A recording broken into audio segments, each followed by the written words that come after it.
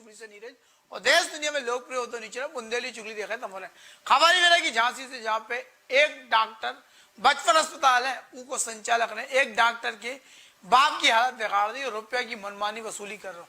4,000 रुपये को इंजेक्शन, 1 लाख रुपए में मौत हो जा दशा है। तो हम बिना गौरव भूमिका के सीधे डॉक्टर की तकलीफ सुनावो चाह रहे, जिन्हें खुद अपने मुंह से बताओ कि देखो एक अस्पताल संचालक कैसी बेरहमी कर रहे, सुन लो तो ना।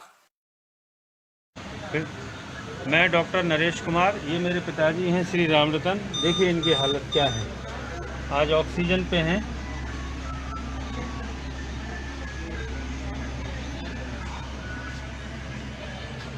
ये इनकी हालत डॉक्टर प्रशांत दीक्षित ने की है।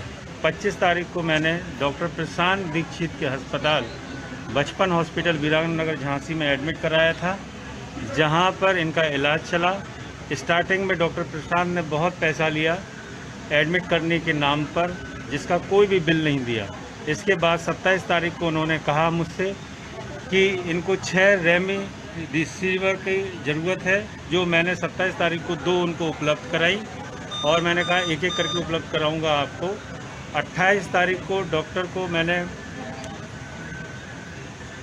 28 तारीख को 2 बजे तक मेरे पास कोई रेमडेसिविर नहीं उपलब्ध हुई, तो मैंने डॉक्टर साहब से कहा कि डॉक्टर साहब मेरे पास अब उपलब्ध नहीं हो पा रही, मार्केट में नहीं मिल रही हैं। जो मैंने 2 उपलब्ध कराई थी वो आपको जय महाकाली स्टोर से कराई थी, अब नहीं हो रही। तो डॉक्टर साहब ने मुझसे कहा कि मेरे पास रेमडेसिविर है और उन्होंने अपने फ्रिज में से 2 रेमडेसिविर मेरे को दिखाई और ये बताया कि ये 1-1 लाख की एक मिलेगी आपको, अगर आपको चाहिए तो आप बताइए। मैंने कहा 1 लाख मेरे पास नहीं है, मैं 1 लाख में नहीं कर पाऊँगा। तो उन्होंने कहा कि आप अपने पेशेंट को ले जाइए यहाँ से। मैंने कहा मैं आपको कहीं ना कहीं से इंतज़ाम करके लाता हूँ। तब मेरे भतीजे के दोस्त के पिता एक एक्सपायर हो गए थे, तो उनसे मैंने उपलब्ध कराई। एक रेमडेसिविर 5 बजे में जैसे ही डॉक्टर प्रशांत के पास लेके गया, डॉक्टर प्रशांत बहुत आग बबूला हो गए और उन्होंने कहा कि तुम बाहर से 1-1 लाख की रेमडेसिविर ला सकते हो, मेरे से क्यों नहीं ले सकते हो? मैं तुम्हें 5-6 हज़ार रुपये डिस्काउंट भी दे दूंगा और बाहर से ले रहे हो, तुरंत अपने मरीज को यहाँ से ले जाओ, कहीं भी ले जाओ, ये मैं नहीं लगाऊंगा। लेकिन मैंने हाथ पैर उनके जोड़े कि डॉक्टर साहब प्लीज़ आप इनको ये लगा दीजिए, मैं इंतज़ाम करता हूँ उनका कहीं और दूसरे हॉस्पिटल में ले जाने के लिए। लेकिन डॉक्टर नहीं माने, बोले मैं नहीं लगाऊंगा। ज़बरदस्ती मैंने उनसे लगवाया और बोले कि तुरंत इनको ले जाइए, नहीं जहाँ ले जाना। मैंने कहा डॉक्टर साहब 1 दिन का मेरे को टाइम दीजिए ताकि मैं इनका कहीं दूसरी जगह इंतजाम कर दूँ। मेरे भाई लगे हुए हैं दूसरी जगह इंतजाम करने के लिए, लेकिन डॉक्टर नहीं माने, बोले तुरंत ले जाइए। आपने मुझसे रेमडेसिविर 4 लाख की नहीं ली, 4, इसलिए मैं अब इसमें कुछ भी नहीं करूँगा, आप मरें तो मरते रहें। मैंने उन्हें बताया कि ये कोविड वार्ड आपका अधिकरण में है, जिला प्रशासन के, झांसी जिला बोले नहीं, ये डीएम के बाप का हॉस्पिटल नहीं है, ये मेरा हॉस्पिटल है, यहाँ पर मेरी चलेगी पूरी तरह से। और डॉक्टर दीक्षित ने मेरे पिताजी को 10 बजे बाहर कर दिया। हम लोगों ने किसी तरह दूसरे हॉस्पिटल जो कि निर्मल हॉस्पिटल है वहाँ पर फिर एडमिट कराया। अगर इस बीच में कुछ हो जाता है किसकी जिम्मेदारी थी? कई बार डॉक्टर के हाथ जोड़ते रहे हम लोग, लेकिन डॉक्टर इतने बदतमीज़ था कि गालियाँ बकी, हमको धक्का दिया, जाति सूचक शब्द का भी इस्तेमाल किया, क्योंकि वो मेरे को पर्सनली जानता था कि मैं किस जाति का हूँ। 112 नंबर पे कॉल करने को ऐसे 112 नंबर पे कॉल किया। 2 पुलिस वाले भी वहाँ पर आए, उन्होंने भी कहा कि इनको कम से कम 6-7 घंटे दीजिए ताकि ये कहीं पे ट्रांसफ़र हो जाएं, वहाँ पे इनका इलाज हो सके। लेकिन डॉक्टर प्रशांत नहीं पिघले। ऐसे डॉक्टर का इस समाज में मेरे हिसाब से तो रहना उचित नहीं होगा, इनको सलाखों के पीछे पहुंचाना चाहिए।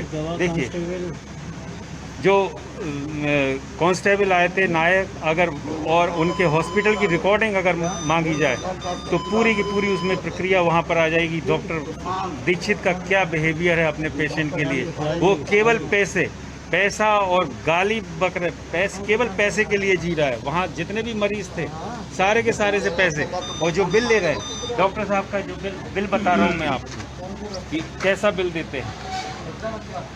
डॉक्टर साहब का ये बिल है, ये देखिए, ये डॉक्टर साहब का बिल है। केवल कैश मेमो, ना सिग्नेचर ना डेट, केवल पैसा चाहिए उनको मैंने 2 लाख रुपए दिए, 2 लाख रुपए दिए। ये उनका बिल है डॉक्टर का। ये उनकी जांचों के बिल हैं।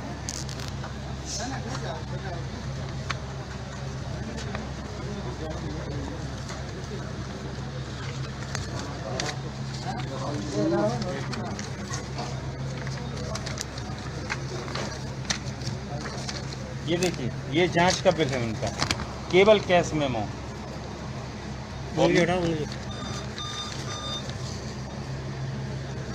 मेरे द्वारा उनको 2 लाख रुपए उपलब्ध कराए गए, जिनका उन्होंने बिल नहीं दिया। उनकी पैथोलॉजी हर 6 घंटे में होती है, जिसका 5,000 रुपये लेते हैं। 5,000 में कुछ भी नहीं करते, हर 6 घंटे में। एक्सरे के 1,000 रुपये लेते हैं, कोई बिल नहीं। दवाइयों का कोई बिल नहीं। 2 लाख रुपए उन्होंने ले लिए। हर डेली एक्सरा, डेली हर 6 घंटे में पैथोलॉजी की रिपोर्ट, और जिसकी एक की 6 घंटे की रिपोर्ट की 5,000 कॉस्ट करते हैं, और बिल 1 रुपये का भी नहीं देते। बिल कह रहे बिल नहीं देंगे। मैंने कहा मैं एक सरकारी कर्मचारी हूँ, मेरे को इन बिलों का रिम्बर्समेंट मिल सकता है। बोले रिम्बर्समेंट मतलब गाली बकते हुए कह रहा ले जाओ इनको, पेशेंट को। कोई रिम्बर्समेंट नहीं, और मैं बिल नहीं दूंगा। आप चाहे जिससे शिकायत कर लो, मेरा कोई उखाड़ने वाला कुछ नहीं है। इसलिए सुबह शाम दवाइयों का तो बिल कुछ पूछिए नहीं। बचपन अस्पताल के संचालक की पोले पूरी खोल रही वीडियो में। अब योगी सरकार होते कि स्थानीय प्रशासन डीएम के चाहना के झांसी में जो आतंक मचा रहा है इलाज के नाम पे, सेवा के नाम पे, आपदा के अवसर जिनने बना लो, इनके खिलाफ कठोर से कठोर कार्रवाई भाव चाहिए। जयराम जी की भैया। निर्माण निर्माण निर्माण दमोह जिला की सबसे बड़ी लोहा और सीमेंट की दुकान 1991 से जनता की सेवा में तत्पर है। फॉर्चून जो असली टीएमटी है, वो के मध्य प्रदेश के डिस्ट्रीब्यूटर भी भैया जयी है। सबके दे माल जयी, असली माल, दमदार माल, जानदार माल और शानदार माल।